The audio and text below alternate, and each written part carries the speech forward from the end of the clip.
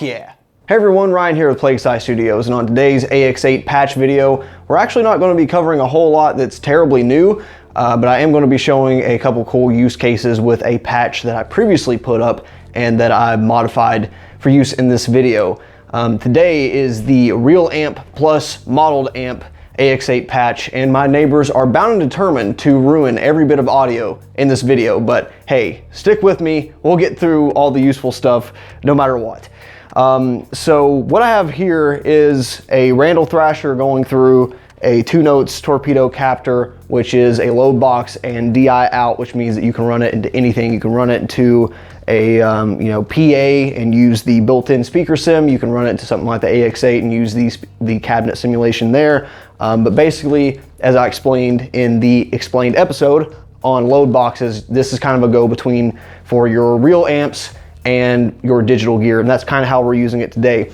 And I showed that before on a previous patch video where we ran real amplifiers and real effects pedals through the AX8 to give just a little bit more versatility. Previously, I set up that patch to only be using 1 amp sound at a time though, so it'd either be the effects in where the amp signal will be going to, or we'd be using the built-in amp block like you normally would for most simulated signal chains. But for this, I'm going to be using both a real amp and a modeled amp at the same time. So we're kind of cheating the system here. The AX8 AX8 they have the power to run 2 amp blocks simultaneously, which means you can do a whole bunch of things with it. You can mix them together in a mono signal chain.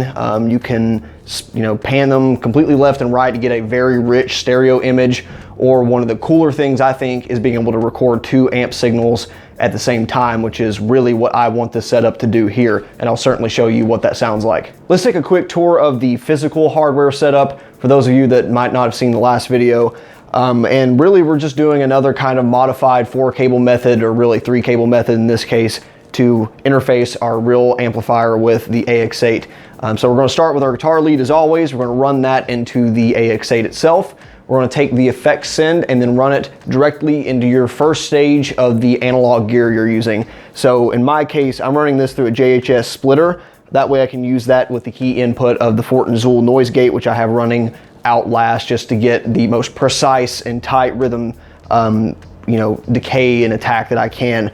But if you're using an overdrive pedal, you would put that first, or if you're running directly into your amplifier and you're going to be using other effects in front of it on your AX8 itself, you can do that, which is what I'm doing. So for most of you, that second cable will just be running right through the input of your amp. The third cable can get a little tricky. So for me, I'm running the 8 ohm speaker jack out of the Thrasher and going into this 8 ohm torpedo captor load box, reactive load box at that. And that will allow me to play this rig completely silently while supplying the amplifier with a realistic load so it doesn't blow up and it still sounds normal. And then we'll be taking that, and this has a DI out, which will be running, I'm running through a noise gate here, but you can just take that directly to your AX8, which is basically what I'm doing here. So that would be the last leg of the cable section, and then we'll run that into the effects return of your AX8.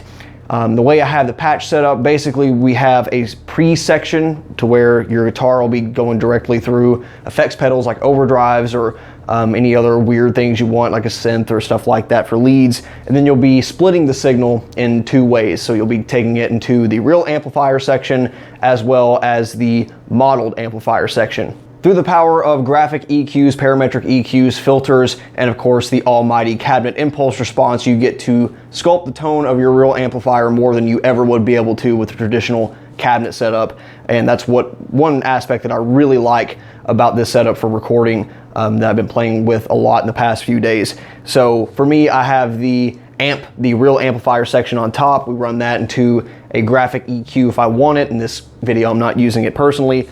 And then we're going to do a very similar setup for the bottom where we have the amp block. After that point, the signal is going to merge again before going into the cabinet block, and the AX8 can only use 1 cab block at a time. That's something that's a little bit harder to get around with this method. You technically could, but it's going to be a little bit more complicated. So for this instance, we're just going to be going through the impulse response section there. And there's a few ways you can handle that. The easiest would be just to use one IR, which if you have one that sounds good with like all the amp models you like, then there's no problem with that. You can just set your high and low frequencies and be on your way. For me, I like to use 2 since you can have that option. And if I'm playing just like, along the tracks or just jamming around, then I like to do a little bit of panning, not extreme amounts, set a little bit of delay. And then once you get out all of the frequencies I don't like with a parametric EQ and an enhancer block, all that good stuff, it sounds really rich and you get a very good stereo image without sounding too cluttered. It's still very defined, which is what you want, especially on low tune guitars like this. There's a couple different ways you can handle the amplifier mix as well. One of which being just having them both dead center in the mix, both of them going through your cabinet section, which if you have like 2 kind of similar amplifiers but just different enough to get a little bit of EQ and dynamic spacing, you can get some very cool results, and that's kind of what I like doing the most personally. The bad part about it is because you are going through an amplifier and back around, and there's a little bit of processing side on the AX8 within the effects loop, there is just an ever so slightly amount of phasing going on, which to me is pleasant sounding. I like that. But if you're recording this signal, you might want to have something that can adjust the individual wavelengths and make them, closer or further back. Personally, for the live playback use case, I prefer to have about a 50% pan on each amp. So we'll have, say, the real one on the left about 50%, the model on the right at about 50%. That way you get this solid wall in the center, the mix between the two, and then you get a lot of just this nice definition on the left and right channels. And that sounds really good to me when you run through different impulse responses. So I prefer to match impulse responses to individual amplifiers. So stuff like the Randall Thrasher, I really like G12 bass speaker cabinets. But I generally use V30s with Mesa Boogie amps, which I'm using with the 2C Plus model here. And then the options are limitless how you want to mix all that together. For me, I throw a couple more EQs and then an enhancer block and just a little bit of spaciness, and it sounds huge, especially when you're just practicing and jamming. While I find that setup really cool for increasing the presence of my guitar when I'm just, jamming around trying to write riffs or playing along to my favorite albums, it's definitely not a good way to record the guitar because it's just all over the place, and especially if you're double tracking, you're going to get a lot more phase problems between the difference in timing between the amplifiers, not to mention enhancers, all that good stuff, which can throw your whole mix for a loop. So what I do here, if I'm going to individually record each channel, is do something very similarly that I did in the recording tips video. In that tutorial, I took advantage of the AX8 being able to run 2 impulse responses at the same time, just panned one 100% left and the other 100% right, added just a slight amount of delay to one of them to simulate some mic phasing, and then recorded both of those on separate channels. So you get one mono that is one impulse response and another mono signal that is the other one. And then what you're able to do there is mix them both within one channel. So you say, take both those left and rights, put them on the left, record it again, put it on the right, and then you have what is essentially 2 separate tracks, but only 2 DI tracks. So it's kind of like reamping, but in real time. And if you mix between certain impulse responses and do your homework, you can have like an infinite amount of mic and cabinet sounds within 2 tracks each.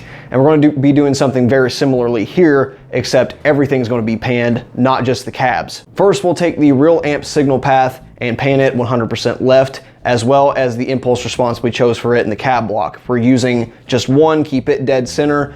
But if we're using 2, then we'll take the one you want for it, pan it 100% left, and do the same thing for the amp model, except take those and put 100% right. And we'll basically have the same thing we had in the recording video, except instead of just 1 amp and 2 cab sounds, we have 2 amps and 2 cab sounds.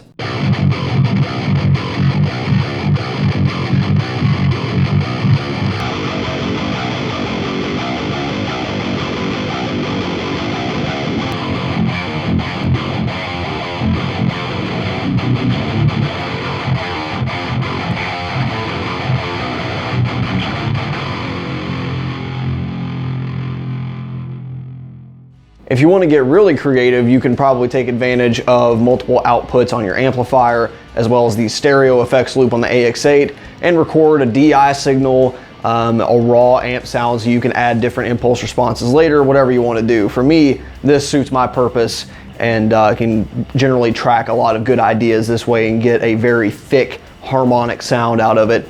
using both, you know, real gear and digital gear, which is a pretty cool marriage of ideas for me. And that's about it for this video. I thought I would just show what I think is a pretty cool marriage of ideas and patches I already made for the channel. And those of you that already have the equipment to make this work, I'd love to hear what your combination of amp models and real tube heads sound like. I'm sure you'd make some pretty epic sounds out of that. And let me know if you have any suggestions. As always, thank you for watching. See you next time. Bye.